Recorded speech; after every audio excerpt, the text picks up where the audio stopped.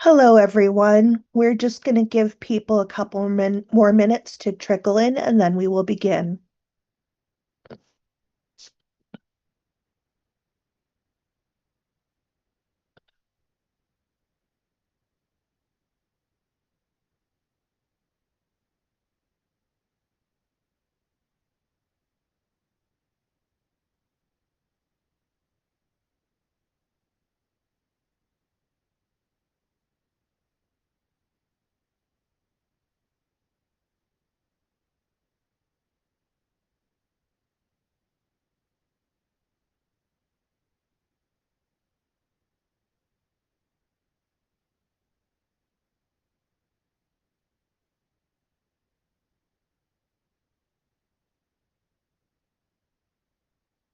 Hello, we're going to give one more minute for people to trickle in, and then we will begin.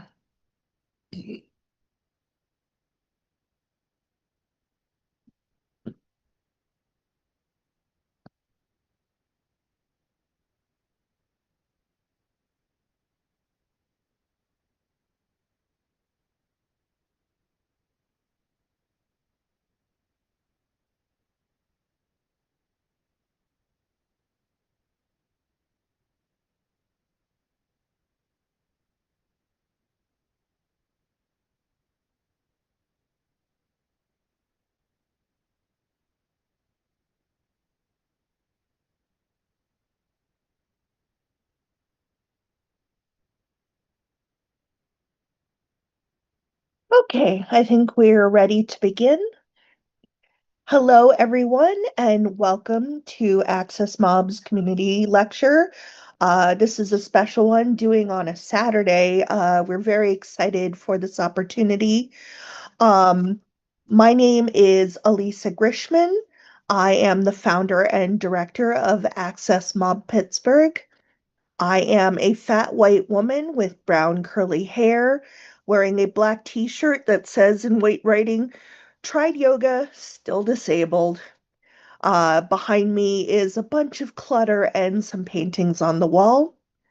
Our interpreter today is a white man with brown hair and beard and mustache, wearing glasses and a brownish shirt.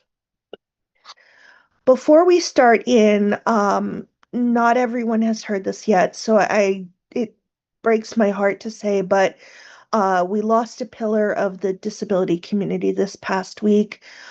John Tague was an amazing man.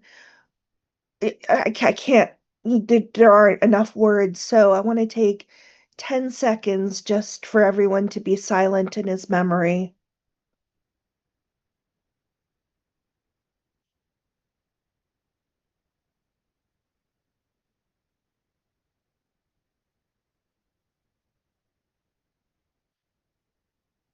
Thank you very much. Our meeting manager is going to put a link to his obituary in the comments. There's information about the visitation and whatnot in there. Sorry, it's hard to move on from that. So just welcome everyone to today's lecture, The Robot in Our Path. How do public area robots impact sidewalks, and how can we design them to be more socially appropriate? Before we begin, I just want to thank profoundly my board for helping put all this together, Debbie, Donna, Kendra, Mallory, Monica, Nyota, and Reggie. I want to thank our meeting manager today, Katie. Huge thanks to Disability Pride Pennsylvania. They support our organization and keep us going. And the biggest thanks of all to the Opportunity Fund, whose grant is covering all of the lectures that we've been doing for the last year. Just so you know, this meeting is being recorded and being live streamed to YouTube. Closed captions are available, and a link to a transcript will be in the chat. Please remain muted and keep your cameras off. Chat is disabled between participants. You may create a new chat with Access Mob Pittsburgh host in the chat if you have a question or a problem. If you need to see how, there's going to be a link posted in the chat in a moment. If there is time for a Q&A at the end, please raise your hand with the virtual reaction or let the facilitator know if there's a problem and wait to be called on. You will be asked to mute or unmute and or turn on your camera. You may ask your question verbally or in ASL or type questions in the chat for Access Mob to read out loud. Do not turn your camera on unless you need to speak ASL and wait for the interpreter to acknowledge you. For those of you who are on your phones, you can hit *9 to raise your hand and *6 to mute or unmute. If we don't have time for questions, you can email us afterwards. Please email us at accessmobpittsburgh. That's ACCESSMOBPITTSBURGH @gmail.com. And after this meeting, I'll be sending out a survey to everyone who was signed up. Please, if you could take a moment to fill it out, it's really important to us to find out what we're doing well, what we can do better, and just all that good stuff. So I'd like to welcome our speakers now. We have Nick Martellero is an assistant professor at Carnegie Mellon's Human-Computer Interaction Institute, where his research augments designers' capabilities to tackle society's toughest problems through a blend of human creativity and computation. His work spans hardware, software, and interaction design, with a particular focus on human-robot interaction. He has experience exploring how to make autonomous systems work better for people by engaging them directly in the design process. Sarah Fox is an assistant professor at Carnegie Mellon University in the Human-Computer Interaction Institute, where she directs the Tech Solidarity Lab. Her work examines the impacts of AI and automation on essential work sectors and public-facing technologies. She has a specific focus on developing systems that center people's needs and expertise. Her work is grounded in rich design practices that invite people to work with designers to create more preferred features. Without further ado, I welcome Nick and Sarah. Thank you, Alicia. This is Nick Martellero here. I am a white man with short brown hair, big nerdy glasses, a mustache, and a soul patch. I am on a blurry white ethereal background. Sarah, do you want to introduce yourself? Sure. Yep, I'm Sarah. I am a white woman with brown hair pulled back in a bun and a black t-shirt. I'm seated in my office that is a little disheveled at the moment, with moving boxes and art leaned against the wall. Great. So we'll get started. Sarah, if you want to move forward to the presentation. So as mentioned, our talk today is about robots in public spaces, titled The Robot in Our Path. How do public area robots impact sidewalks, and how can we design them to be more socially appropriate? Sarah and I have been interested in public robots and their impacts on sidewalks actually for many years at this point. And this is work that we're presenting that we've been doing since about 2020. But recently, within the last year, we have been awarded a National Science Foundation, or NSF, Smart and Connected Community Project to explore the impacts of these robots on public sidewalks and to more specifically focus on designing them to be more socially appropriate, more accessible, and more beneficial to the communities that they're in.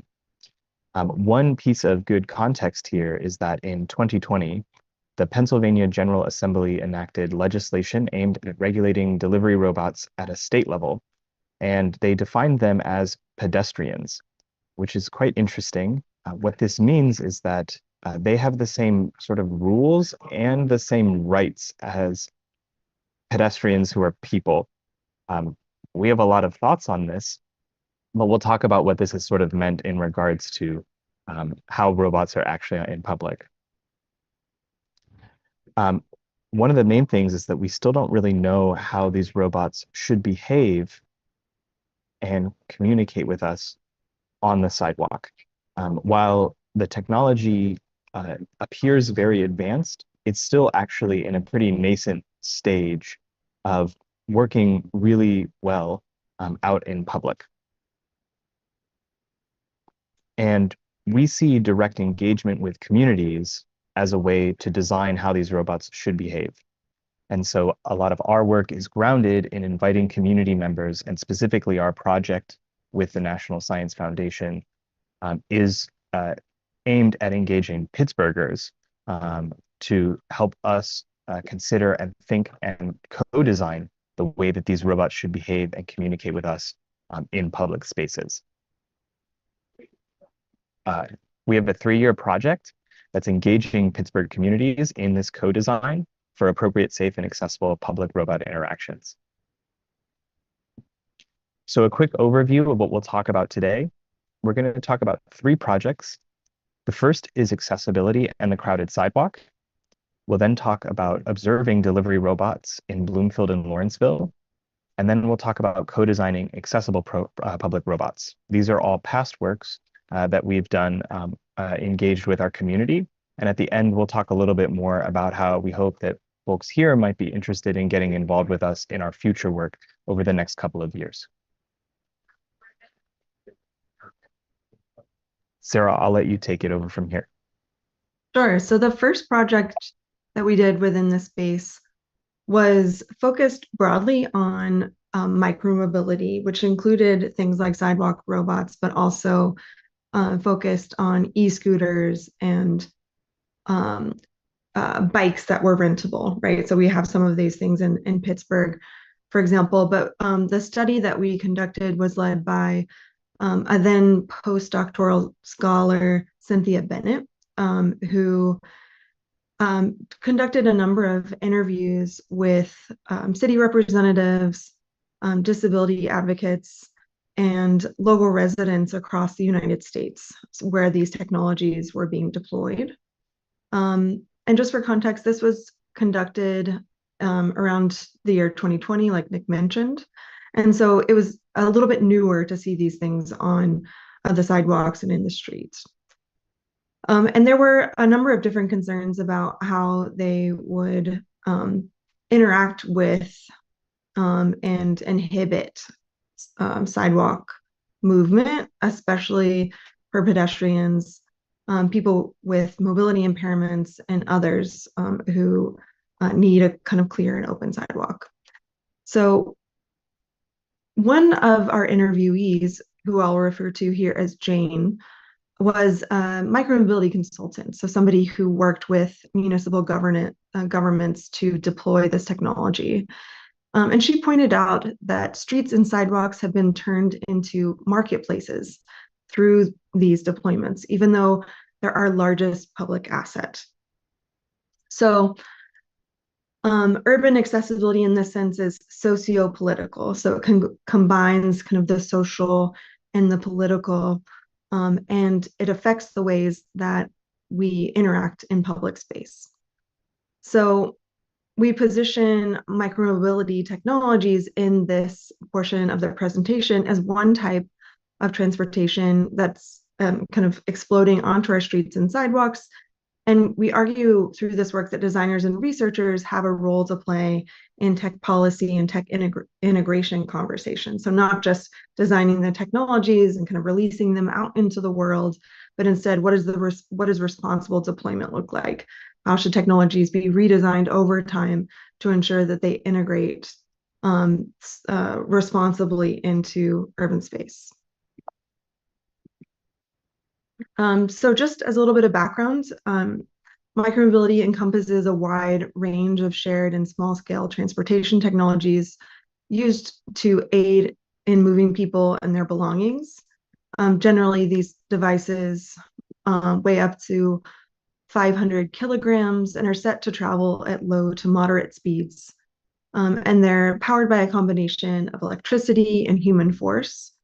And often micromobility is networked and trackable, meaning that they would have kind of computing technologies that allow the vendor of these technologies to know where they are throughout the city. And so users or patrons of these technologies would rent the transportation devices using smartphone apps and things like this. So on the screen, you'll see a variety of different examples of micromobility. Like I mentioned, we're focused on sidewalk robots, but it encompasses a wider range, including scooters and skateboards and different form factors for bicycles, as well as kind of smaller, small kind of go-kart sized vehicles. So within the past 5 or so years, micromobility has taken US cities by storm. We know that here in Pittsburgh, we've had multiple examples of that. And public officials have invited partnerships with micromobility companies. So for example, in Richmond, Virginia, here on screen, you'll see the mayor at an announcement. The mayor's name is LeVar Stoney, and he called networked e-scooters a fantastic addition to the city, as we rode one through a public launch ceremony in 2019. So the public messaging around this emergent form of transportation kind of purports that it increases eco-friendly and low-cost movement that takes up less space than cars. So it's seen as a kind of more sustainable solution than, say, vehicle transportation. But micromobility's impacts are more nuanced. So media reports show vandalized and broken vehicles as kind of protests by citizens. Additionally, micromobility, most notably probably e-scooters, have blocked sidewalks and crosswalks. And this particularly impedes movement by people with disabilities who often cannot ride these vehicles as they are inaccessible to operate. So the form factor of the vehicle itself is not accessible. So on the screen, you'll see a sidewalk here with a number of different Lime branded scooters that have been kind of strewn about and essentially kind of block the entire sidewalk. And laws and products have long communicated that disabled people simply should not be in public. For example, in the United States, this philosophy was formalized within the kind of so-called ugly laws enacted during Reconstruction era, which criminalized public displays of disability. Punishments were disproportionately levied onto Black and Indigenous disabled people, and many of these laws were not undone until the 1970s. At this point, disabled activists were protesting in full force, like those blocking traffic in the streets of Berkeley in this image, for legal rights to access public space and transportation. However, even with the American with Disabilities Act, contemporary innovations like micromobility can reintroduce access barriers into public space, like the obstruction that we just saw in the previous slide. Further, the commercialization of previous public utilities, like smart cities initiatives in Toronto, for example, are critiqued for increasing surveillance and not meeting public needs. And academic labs often fuel centers of research and development, propelling prototypes into public space. So through this initial study, we interviewed 24 people with a variety of relationships to micromobility. So people with disabilities who have been blocked by micromobility, public space activists, government workers managing partnerships with micromobility companies, commercial micromobility workers, operators who repair and rebalance micromobility to meet demand. And we combine that with archival and media traces to consider and considered observations of disabled co-authors have been blocked by micromobility. Notably, one of our co-authors and collaborators on this work was Emily Ackerman, who some of you might know, a former Pittsburgh resident who's a PhD student at the University of Pittsburgh. at the time.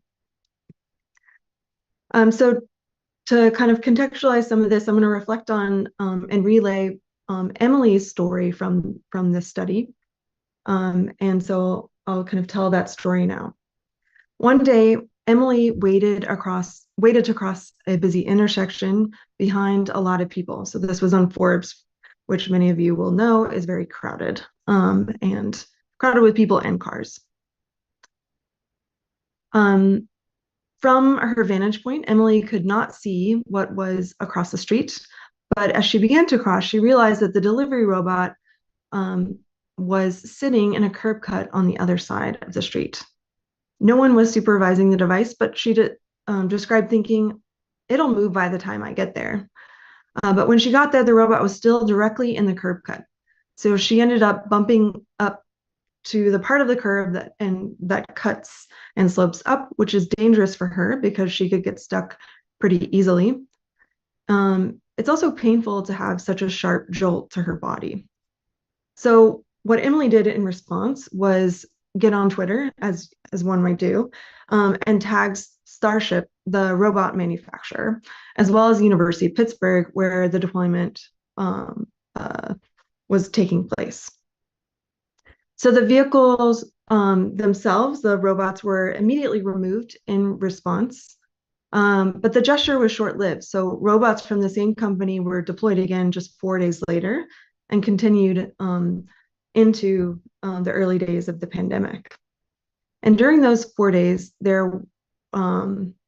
were off the sidewalk. She communicated with the manufacturer, who initially apologized for the bug, what they described as the bug in the technology. But the next day, Starship issued a retraction to that apology, saying that they were happy to see that Emily had gotten around it. So they had reviewed video footage from the robot to see that she had managed to get around it.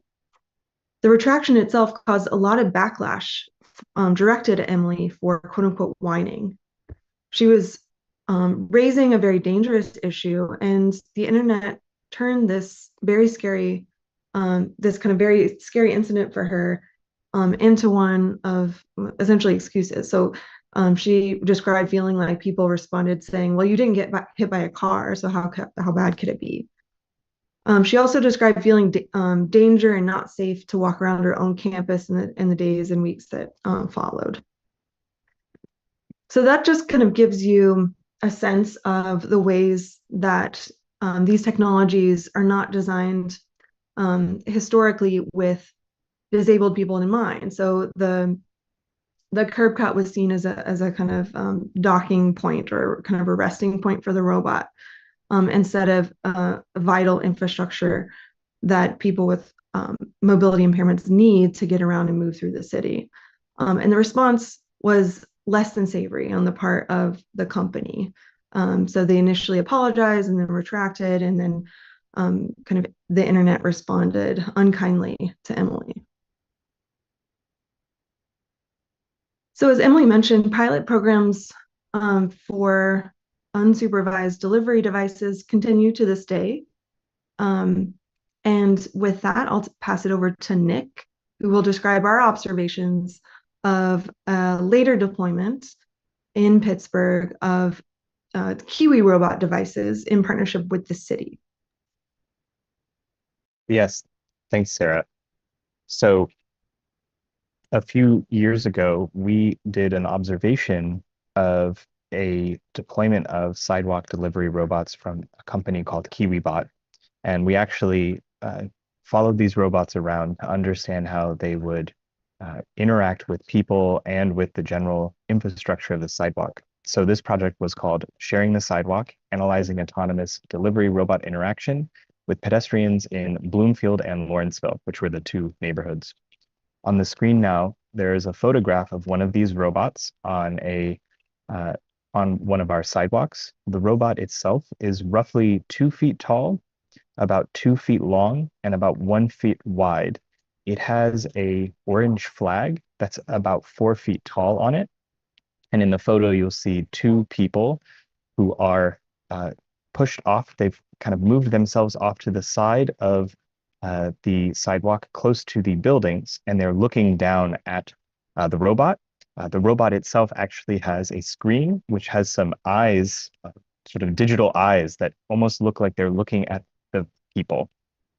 It's a fall day, it's sunny, and the sidewalk is one of our wider sidewalks, the roughly 10-foot wide sidewalk. So there is a lot of space for people to move around in this case. Sarah, you can move forward to the next slide. The same photo is on screen here. So again, of the picture of the robot on the sidewalk with some people looking down at it. So we conducted public observations in a few locations around Bloomfield and Lawrenceville neighborhoods. This was a 6-month pilot that ran from August 2021 through January 2021. So think in regards to kind of the weather here, late summer, mostly fall, which here in Pittsburgh is fairly temperate, and then a little bit of December, where we of course start to get colder weather and maybe some snow. We had a number of collaborators on this project, which was very exciting. That included the City of Pittsburgh's Department of Mobility and Infrastructure, which was actually sort of hosting this pilot to try to learn about how these robots would impact sidewalks. The robotics company KiwiBot, the Pittsburgh ADA Coordination Group, and the Bloomfield Neighborhood Advocacy Group. So lots of people involved in trying to understand how these robots would be on the streets and how people would respond to them. To move forward, we had 3 research questions. The first was, how will people interact? The second was, what problems might arise? And the third was, what do people think about the robots? So again, the delivery robot is pictured here on the screen with on a wide sidewalk. It is roughly 17 inches wide, 22 inches long, 22 inches tall, and it has a orange flag on a flexible stick that's mounted about 4 to 5 feet high. Actually, sorry, Sarah, could you go back? I'm going to just describe a few more. The robot itself has a computer screen on the front, and that can display digital eyes and also can display text. And it also has a speaker where it can play sounds, mostly beeps and boops. One thing that's interesting to note about the robot is it's about 34 pounds, and it travels at about 3.4 miles per hour maximum. To give you a sense, that's a brisk walk for someone who is walking. It's not faster than a bike, and it's definitely not faster than a scooter. We had 25 hours of observation throughout the 6 months, and we conducted 8 interviews with people who typically had interacted with the robot in some way, and then we went up to them afterwards. So most of our observation time was actually spent sort of standing back and just trying to see the situation, but we did want to talk to some people about their interactions with the robot. TLDR, the real world can be very unpredictable. And so a lot of what we found was that things went wrong. People had all kinds of interesting and challenging interactions. And this is what we want to talk to you about now. On screen right now, there are 2 photos of robots getting stuck. The first photo is actually of a robot that is tipped over with one of its wheels stuck in a tree planter. So there's a grate around the tree. This is in the Bloomfield neighborhood, and there is a cutout for the tree so that it can grow. And the robot has completely fallen in, and it is tipped up and tipped over. There's actually a dog that is sniffing the robot, and then the dog's leash leading back up to the owner of the dog, who happens to be taking the photo. There's another photo here of a robot that is stuck as well. In this case, it's on a more narrow sidewalk in one of the Lawrenceville neighborhoods. where there is a planter cutout. There's no tree, but there is some grasses and weeds. The robot is tipped over with its wheels stuck in that planter cutout. And there's actually a man in a blue sweater who is taking a photo with his dog. The dog is standing quite proudly in front of it. So again, this is on one of our narrower sidewalks. And you can actually see that there is a black Subaru car, a small SUV that is parked up on the sidewalk. So for those who've experienced our sidewalks where people are parking on the sidewalk, that's what you're sort of looking at here. We did find that when issues do happen, people will provide assistance to the robot. One example was in Bloomfield. There's a photo on screen right now looking at a man who is holding up a vacuum hose that has been run across one of the sidewalks. This is a wider sidewalk, one of our sort of 10, 12-foot sidewalks. And the robot is traveling under the hose that the man is holding up. What's happened here was that the hose is coming from a black work van, and this man was vacuuming inside of a business. The hose was running across the sidewalk, and the robot could not move. It could not get past this. Actually, the robot went back and forth for about 10 minutes until finally the man somehow recognized, decided to come out, and then lifted the hose up so that the robot could pass underneath. We also found that robots can start to get in people's way, even people who don't have any mobility disability. For example, there's a photo on screen on one of our wider sidewalks where the robot is over towards the left on the sidewalk, closer to the street. And a woman walking her dog is actually walking around the robot more towards the left, more towards the street side. She's actually almost off of the sidewalk, and her dog is actually walking in the street. This is in the Lawrenceville neighborhood. There are some cars parked. It's not a particularly busy street, but it is interesting to see how this person decided to defer to the robot coming at them, moving themselves actually closer towards the street, rather than negotiating maybe some type of movement where the robot might have moved more towards the left, towards the street, and she could have passed on the robot's right, closer to the building side.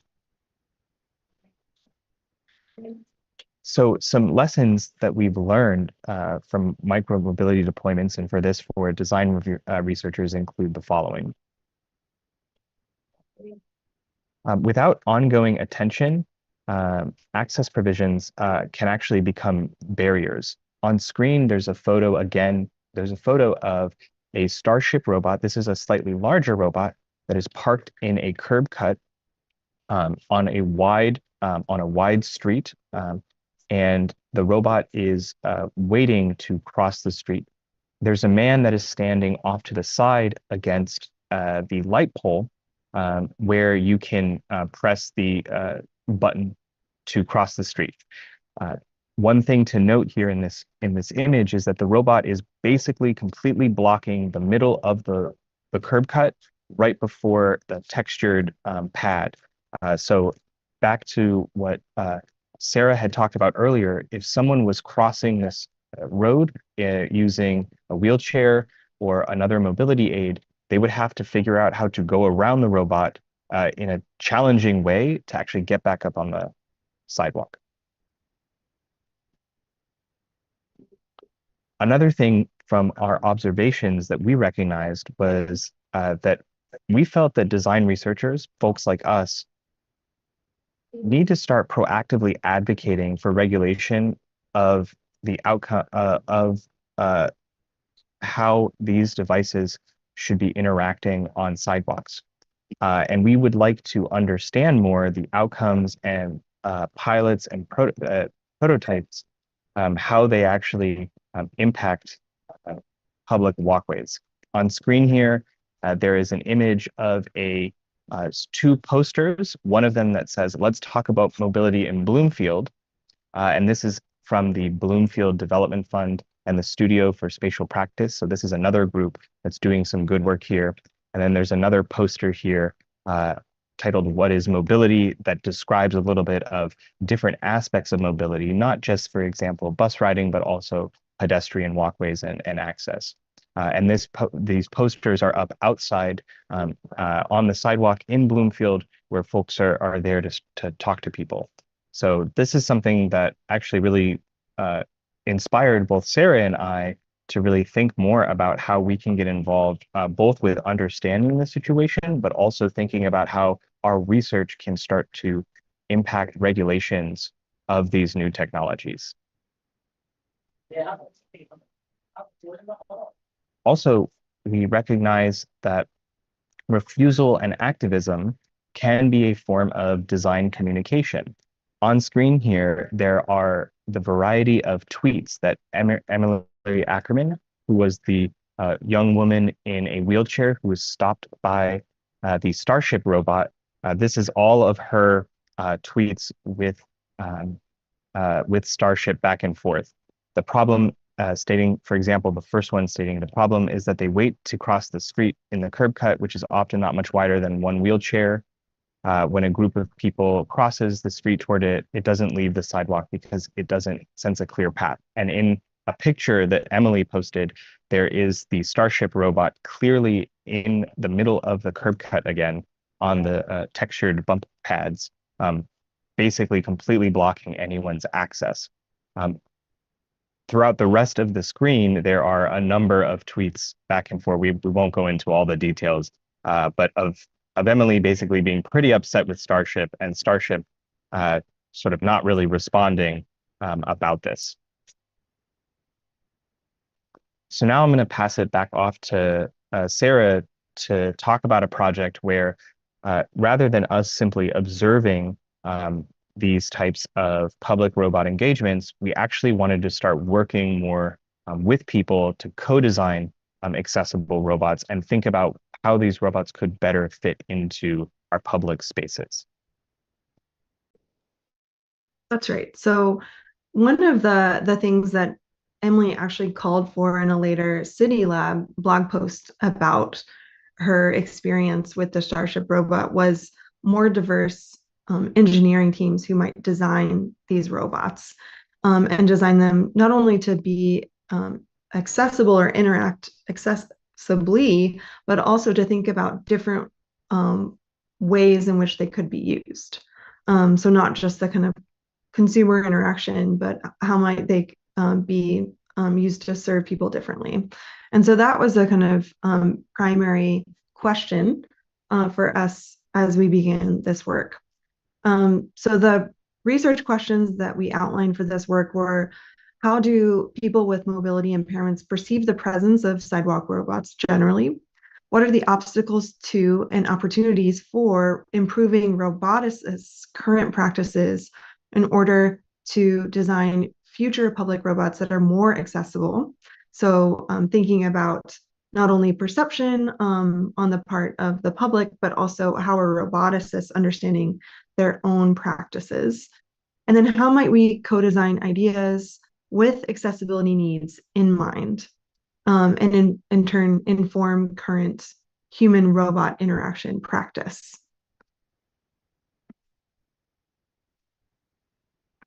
So this kind of breaks down those questions into three different parts of the research study. So the first one involved interviewing 15 people with mobility impairments. So thinking about their perceptions toward sidewalk robots. The second study involved interviewing 8 robotic practitioners to think about and discuss their views on and any opportunities they saw for accessible robot design practices and the challenges they faced within industry to actually kind of advocate and push for accessible practices. And then the third part of the study involved 4 workshops where roboticists and people with mobility impairments work together to co-design public robot ideas.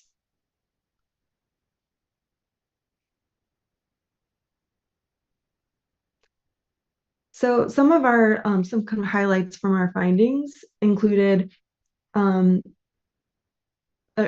focus on some of the concerns around robots' presence in public and their design.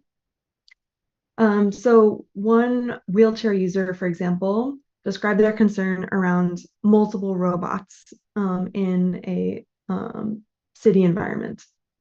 So I may choose to stop first, they said. Even if I have more urgent things, I will stop so that they all finish first.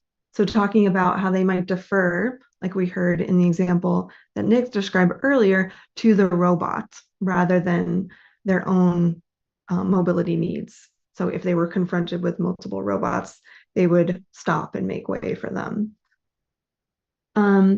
Another cane user described being concerned about whether the robots have enough data in their model to accommodate my navigation pattern.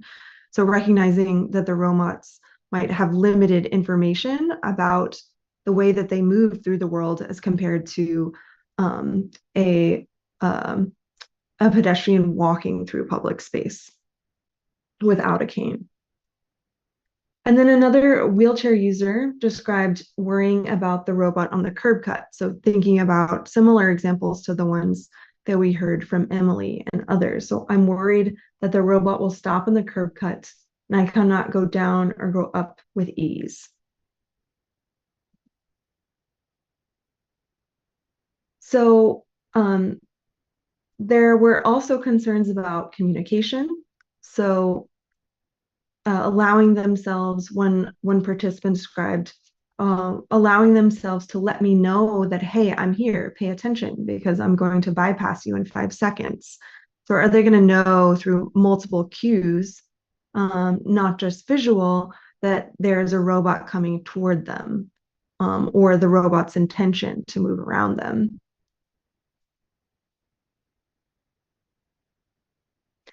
So if there's another example that I'll just touch on really quickly around kind of non-intrusive interaction. So if interaction forces people to spend a significant amount of time, the robots will quickly fall out of favor. So if it's inconvenient, one participant described, for them to move around and navigate around the robot, then this is going to be not popular with other sidewalk users, for example.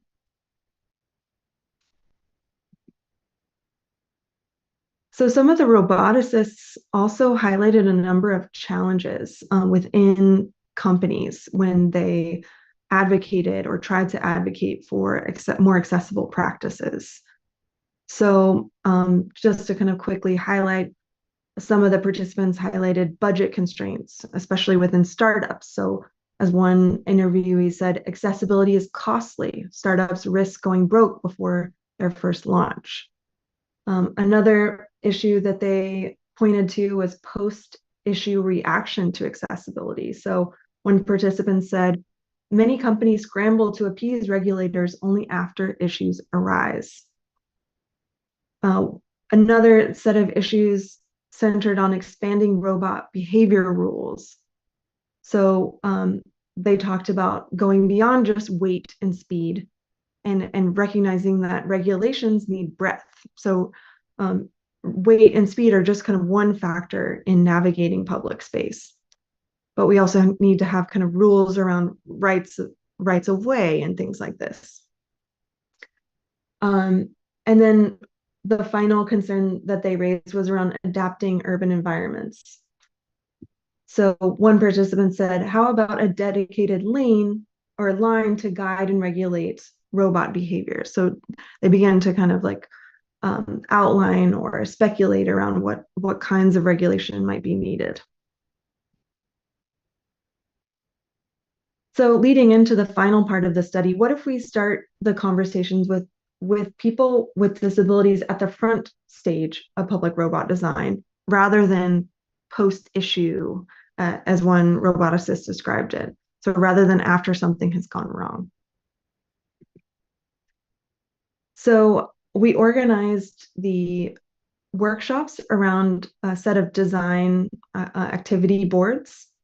And on the screen, there are a couple of screenshots that focused on conceptualizing a public robot where the main functionality, the social functionality, and the accessible functionality were all left blanked for the participants to collaborate in defining together. So they might identify the core purpose of the robot in the context of an agreed upon environment. They might reflect upon how the robot that they came up with together could interact effectively with people within that environment. So communicating its intentions or actions. And then how their robot then might prioritize inclusivity in its design, ensuring that its benefits and services are accessible to all users. And then finally, they focused on a scenario, defining a scenario around confrontation. So we worked with an illustrator on the research team who, as the roboticists and the person with mobility impairments described the scenario, actually drew it on screen in response to them in real time. So they illustrated the scene. And so in the confrontation scene, they described potential negative interactions between the robots and individuals with mobility impairments. They also kind of worked to describe a quote unquote bonding scenario.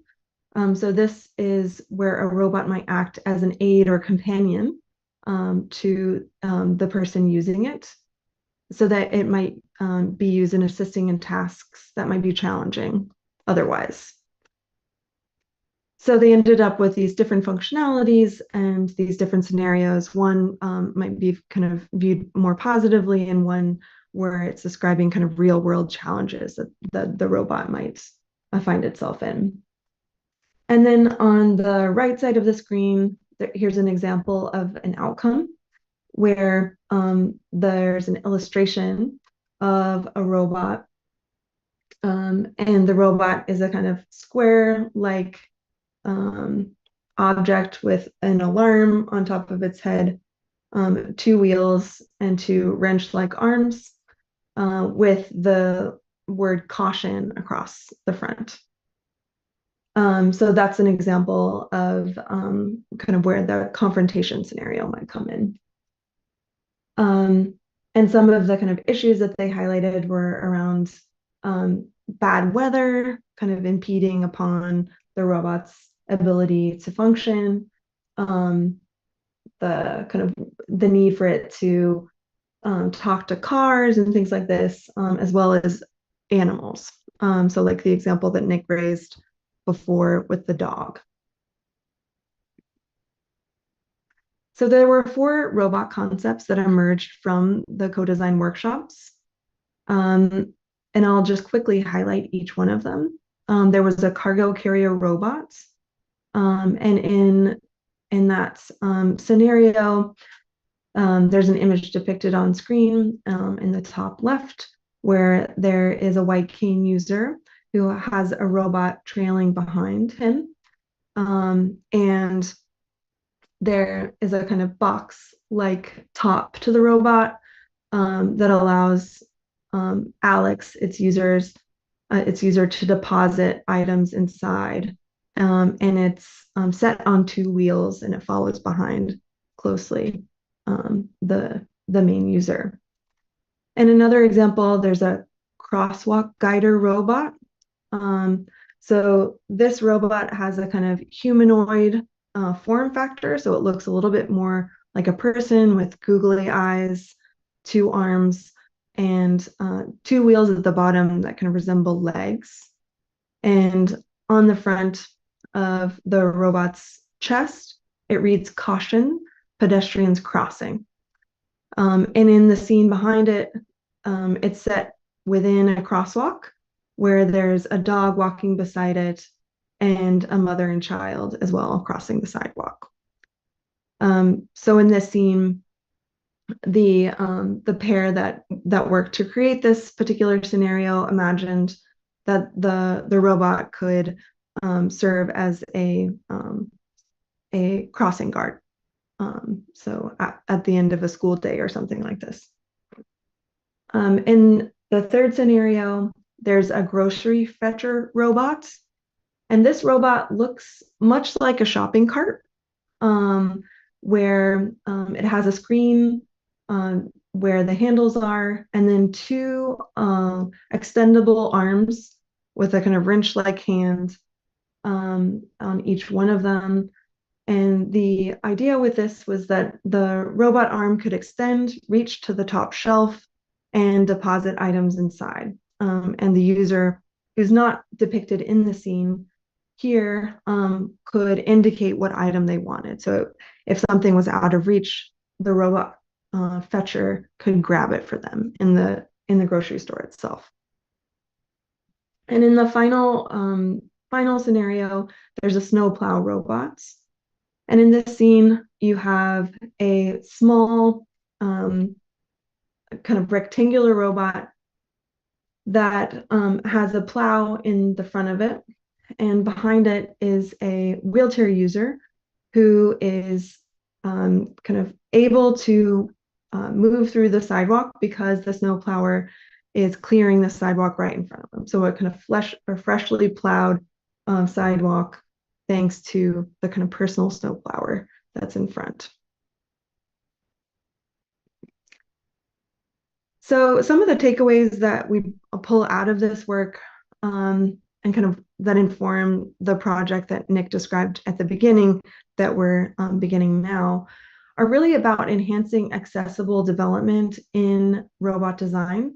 So what are the tools, criteria, and guidelines on developing accessible robots? Is that something that we can draw out and share with the industry, for example?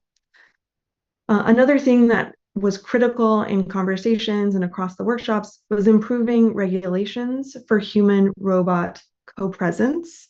So beyond thinking about size, speed, and other kinds of immediate physical factors, how can we regulate those dynamic robotic behaviors? So the ways that people and robots are expected to interact in public, who might have the right of way if there is an issue, things like this. And then finally, the future of urban street with robots. So should urban planning cater to robots, or should robot designs adapt to current urban environments? These are kind of open questions within policy conversations and with industry conversations. And we imagine through research projects like the one that we're conducting, we can answer these questions collectively through co-design.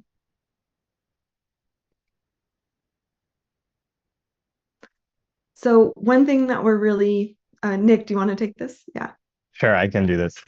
Thanks, Sarah. So to sort of come to the end here, there are a number of ways in which we're hoping community members can participate in our work. We are having a number of community meetings that are focused on defining the challenges of sidewalk interactions, especially when imagining these types of public robots. We're also thinking about ways to co-design with people throughout the community, including people with disabilities, how to design safe and accessible robot navigation and communication. So those more dynamic aspects of things. And lastly, we're going to be running a number of simulator-based studies where we can test new, safe, and accessible concepts for robots. So these will be done both in community meetings as well as on our labs at Carnegie Mellon's campus, where folks can come and experience what these robots might be like in a very safe computer simulation environment, which we then hope to translate into real-world robotic applications. We'll end this by thanking you for letting us join and having us speak with the group today. We do want to make an acknowledgement to the National Science Foundation that supports this work under the Smart and Connected Communities Program, grant number 2531320. We do want to say that any opinions, findings, and conclusions or recommendations expressed in this material are those of the authors, Sarah and I, and do not necessarily reflect the views of the National Science Foundation. If you'd like to get in contact with us, we do have an email that emails our whole team. That's cmupublicrobots@andrew.cmu.edu. And that will be shared in the chat with everybody if you'd like to get in contact. And on the screen, there is a QR code that you can use your phone to go to our website, which actually will have all of our project information. That link has also been placed in the chat. And we post all of our calls for community meetings. We're going to post results from that, videos, pictures, and we also will post all of our research and our research papers such that they are publicly available and free for everyone to see.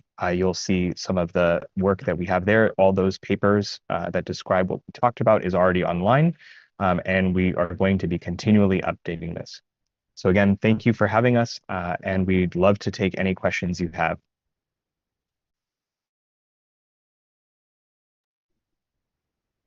Hi, this is Elisa coming back on screen. So right off the bat, if you are watching this on YouTube or, coming back and watching the recording, I will put these links in the comment section of the YouTube video, so you'll be able to find those now. While we give people a second to come up with any questions or whatnot, I'm just going to say thank you for all of that. That was wonderful. I'm generally someone who's vehemently opposed to sidewalk robots because I've had some bad experiences. But that said, I want my own personal snowplow robot and make it happen. Do we have any questions or comments? Feel free to raise your hand and wait to be called on. You can also type your question to the meeting facilitator and they can read it out loud for us. Is any of your research being done? Oh, I'll get to you in 1 second, Donna. Is any of your research being done with either Sonica or Abena? So Sonica and Abena are both students, although they are going to be um, uh, graduating soon. And actually, it's a great thing to bring up. Carnegie Mellon has a really deep roster of folks who are doing research on robots and research with the disability community. So while they are not, just because they're nearing the end of their term as students, they're not directly on our project. We of course are in direct communication with them. Super excited to see their work. They've worked with our students, have gotten advice from us. And so we have a lot going on at CMU that goes beyond even just what Sarah and I do. I got to participate in research with them, looking at ways to make robots more accessible for people with disabilities, especially in terms of like getting stuff up to and into your front door if there's steps and things like that. So it was great research. Donna.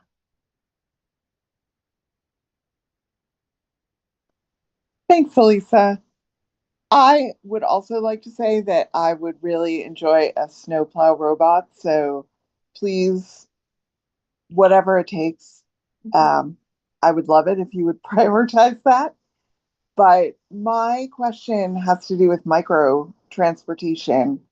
How do electric wheelchairs and wheelchair assists fit into the micro transportation landscape? That's a great question, Donna. So micromobility is the term that is often used within industry, and I'll just say that it's largely kind of an industry term to describe those kind of rental devices that have popped up more, in the past 5 or so years. So it's frequently not coupled with other kinds of mobility devices that would be kind of owned and operated by an individual. But that's only really because I think it's more of a kind of branding term, if that makes sense. Um, but the typically micromobility is associated with things like e-scooters or the kind of rental bicycles, the pogo bikes, for example, that we have in Pittsburgh. And then sometimes motorized scooters, like we used to have, I forget the name of it, but we used to have a kind of rental Spin. service in Pittsburgh. You remember that? Yeah. Oh, spin, hated it. Yeah, right, exactly. Yeah. So those are the ones that it's like frequently associated with. I'll add a little bit here. There is research being done on wheelchair assists and autonomous wheelchairs. We have friends who work on this. So one of our friends, Patrick Carrington, another researcher within our department. And it'll be interesting to see how some of the regulations that may be coming for delivery style robots or other robots that are autonomous might impact, say, the communication and the rules for those who are using automated wheelchairs. There's so I'm stepping now into my own personal like engineering opinion on this. When you have someone who actually they're in the loop with control, I think that the regulations can be different because someone is sort of directing that autonomy. In the case of these public robots, well, they're intended to be autonomous. However, oftentimes there are remote operators who are observing. Uh, and I'm doing scare quotes here with my fingers. They and when people then take over for those robots, they're now in control. And so there's a question of like, well, do the rules change? And so I think it's a really open question that uh, our own research is going to need to explore, and then ultimately organizations that are working on regulations are going to need to explore, and likely, and that now I'm jumping back to my engineering opinion, there likely needs to be at least um, considerations for how people who are using these devices who are in an semi-automated or automated wheelchairs have more control likely over their interactions, and thus likely will have different regulations most likely. But that's how I look at it now. Right. And just to follow up with one clarifying the point, the regulation that we saw in Pennsylvania was specifically on delivery robots. So we don't know yet. It's kind of underspecified in terms of regulation around devices that do things other than deliver goods, if that makes sense. Okay, I know there's a question in the chat. I'm going to let Monica go first, and then I will read the question from the chat. Okay, thank you, Lisa. I'm going to have a question because when you're designing robots and you're talking about the urban environment, are you talking about the urban environment as it is now, which is mostly inaccessible? Monica, I'm Or sorry. Monica, I'm going to interrupt. I'm so sorry. Your audio is very chopped up. Would you mind typing your question into the chat, and then we can read that out loud just so that we can understand what you're saying? sure, no problem. Okay. In the meantime, I'll read the question that was already in the chat.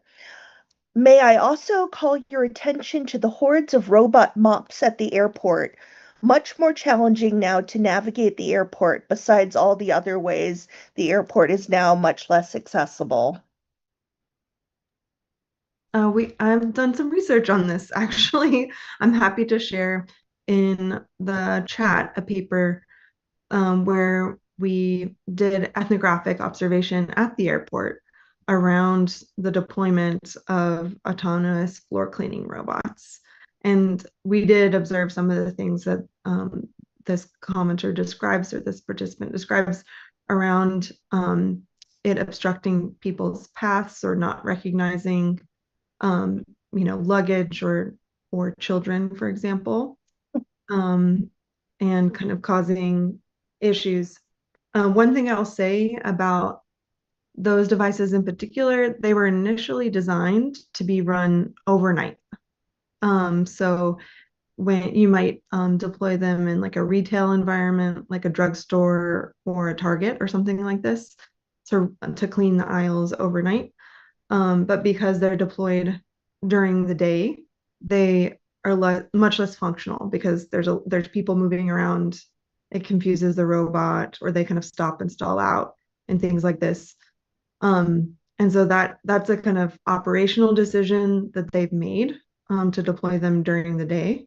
But it's not ideal for a really busy environment like you highlight, like an airport. But I'm happy to share that paper if that's of interest. Yeah, you know what you can do is if you email me the paper, A, when I send out the survey later, I can send that link out with the survey. And B, for people who are watching this later on YouTube, we can have that in the comment section. I am still waiting on Monica's question to get sent to me. So give a second on that.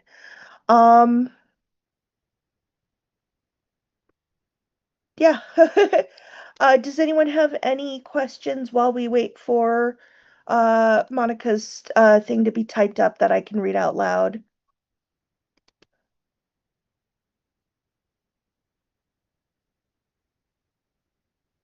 So I'm switching between screens just to make sure I see things as they pop up.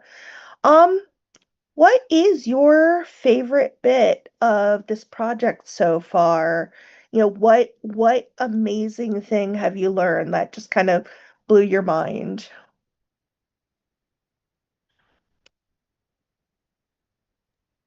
Um, this is Nick, and I'll jump in. I think that one of the things that was pretty interesting to learn was when we did observations, to see how different people responded to the robots, especially when they got stuck and when they had problems. Some people would just, walk by and act as if it was nothing. Some people would want to help. I described the uh, man who was holding up the vacuum tube for the robot, but we actually saw all kinds of people like picking up robots that were stuck or kicking, not kicking. Well, there were some people I think who did kick the robots, but that wasn't helpful. There were people who used their foot to kind of lift a robot out of a planter. It's interesting. People often would be very cautious with the robot. They wouldn't want to, um, uh, they were hesitant to touch it. And those were really interesting and kind of very surprising things that we hadn't expected. Sarah, do you want to talk a little bit about some of the things you found surprising? I mean, I really enjoyed, I think, the co-design work where people were coming together and coming up with really generative and creative ideas. I too would do a good bit to get a snowplow robot, especially after what we experienced back in January with the, you know, unusable sidewalks for weeks, for like weeks on end. um, and so that's just one example, but um, I can imagine there would be many more if we had more and more conversations with folks, like more kind of generative ideas beyond just the kind of delivery concept that is on the market today. I think we can be more creative and more kind of publicly oriented with what we develop. I have Monica's question now, and then I will get to Debbie, whose hand is raised. Do you anticipate designing for the urban environment as it is now, many inaccessible spaces, or to improve accessibility by designing robots who need the same access as disabled people? This is Nick. I'll jump in quickly. Yes, we imagine designing actually for both. We want to be thinking about uh, infrastructure as it is today and making sure that robots that operate in public aren't impeding those spaces. However, you raise an excellent point. many of these spaces are already pretty inaccessible, especially here in Pittsburgh. We've got a lot of broken sidewalks. We have a lot of sidewalks that are very narrow. We have people parking on the sidewalks and leaving their trash cans out and not bringing them back in.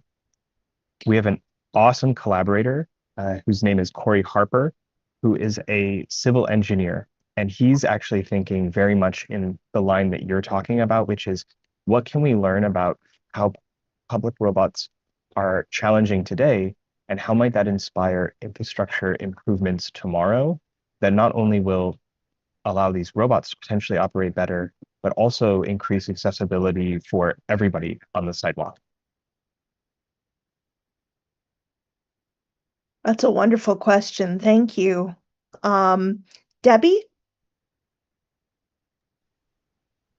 So, as you talked about observing how people have helped or not helped the robots when they have issues, have you done or worked with any other colleagues at other areas to look at regional differences in how people help? Because anecdotally, there have been people who've said, like, oh, look at how they, in Philly, they don't help them. They, abuse them and attack them and things like that. Whereas we seem to be much more inclined to gently aid them or actively aid them most of the time if they're, in distress.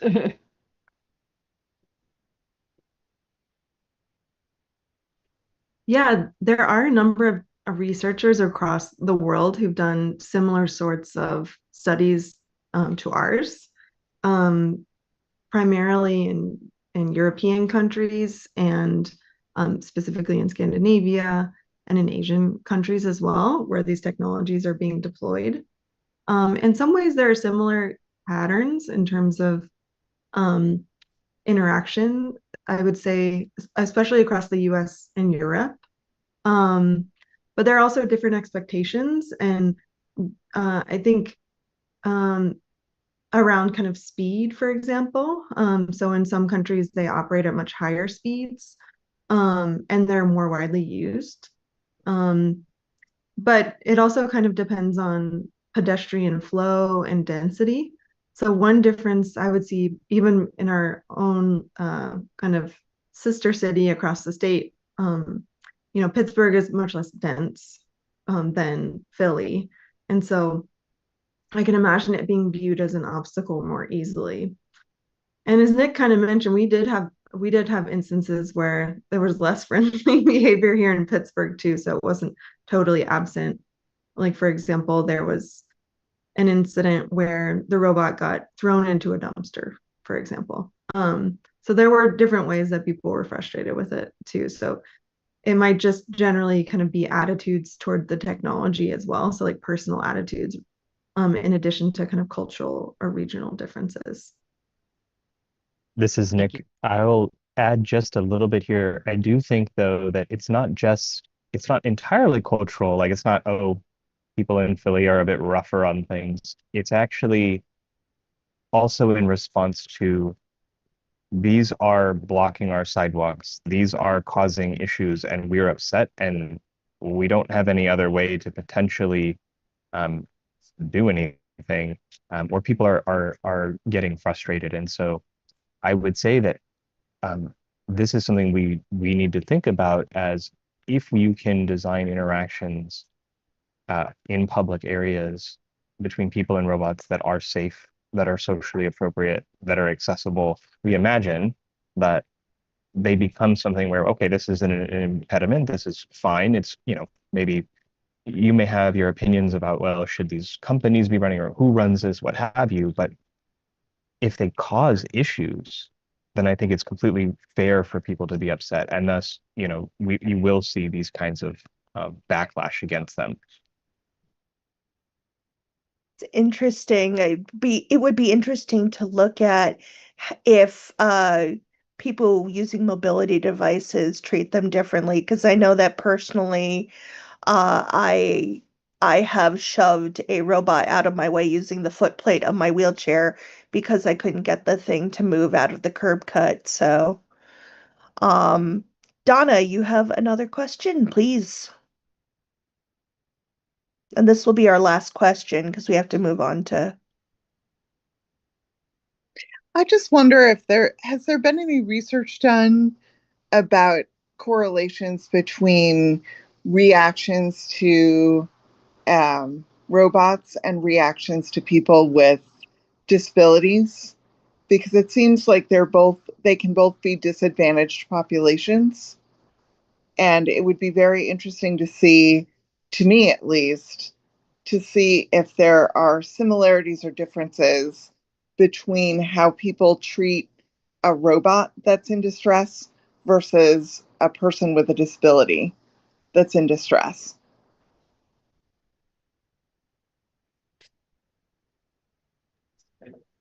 This is Nick here. I don't actually know of any research that I've come across. That is a fascinating question, and I'm writing it down in my notebook right now.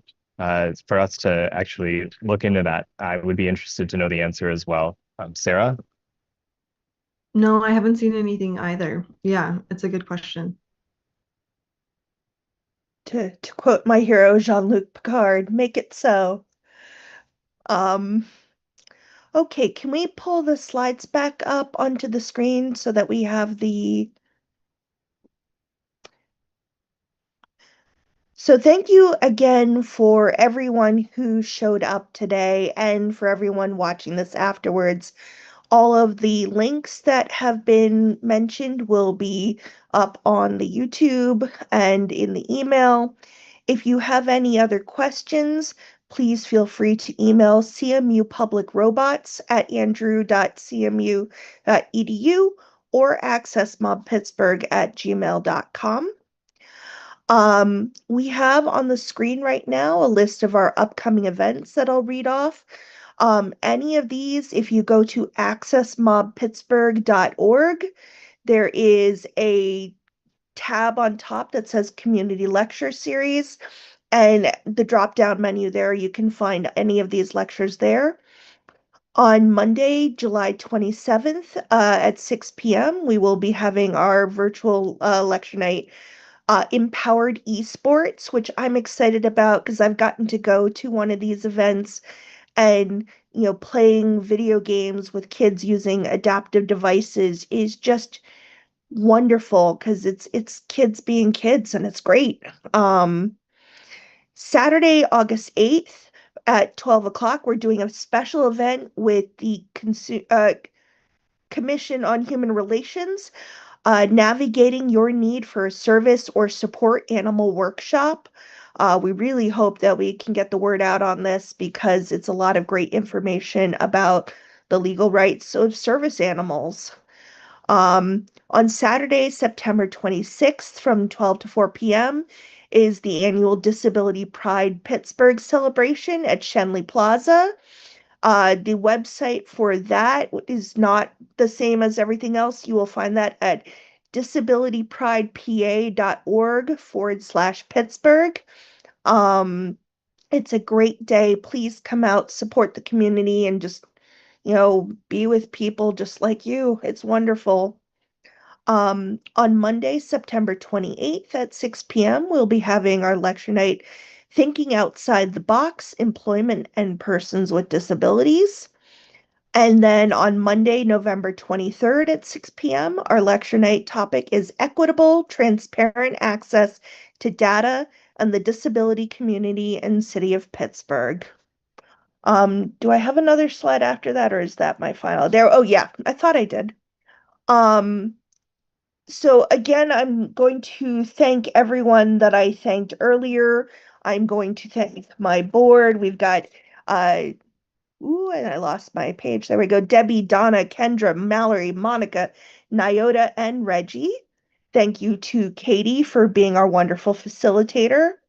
Thank you to Disability Pride PA for being our fiscal sponsor, for being, the reason that we can keep doing this.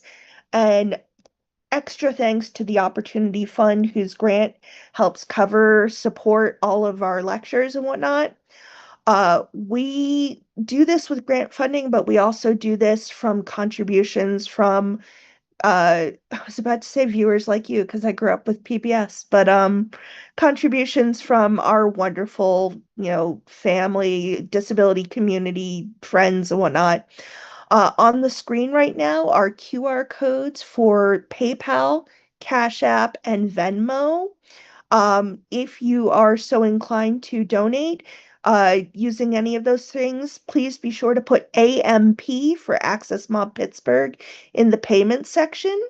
You can also go to our website, accessmobpittsburgh.org/donate, and, you know, leave there's links there to all the different payment methods. So, again, thank you to Nick and Sarah for this wonderful lecture. I'll be sending out the survey probably later tonight for everyone to fill out. And I wish everyone a wonderful rest of your weekend. Thank you for being here and have a good one.